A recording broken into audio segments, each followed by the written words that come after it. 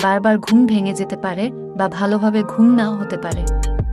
এক্ষেত্রে মেঝেতে ঘুমালে আরামে ঘুমানো সম্ভব, তবে মেঝেতে ঘুমালে শরীরে কিছু সমস্যাও হতে পারে।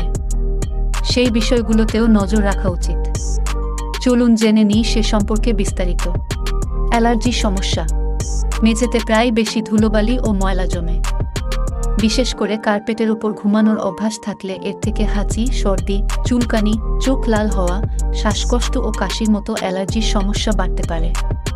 তাই মেঝেতে ঘুমানোর ক্ষেত্রে সাবধানতা অবলম্বন করুন। ঠান্ডা লেগে যেতে পারে। গরমে ঠান্ডা মেঝেতে ঘুমালে আরাম পেতে পারেন, তবে ঠান্ডায় ঘুমানোর কারণে সর্দি কাশিতে আক্রান্ত হতে পারেন। এক্ষেত্রে শরীরের তাপ দ্রুত কমতে পারে ও স্বাভাবিকের চেয়ে বেশি ঠান্ডা অনুভূত হয়। ভালো থাকুন, সুস্থ থাকুন। ভিডিওটি ভালো লাগলে এই চ্যানেলটি সাবস্ক্রাইব করুন।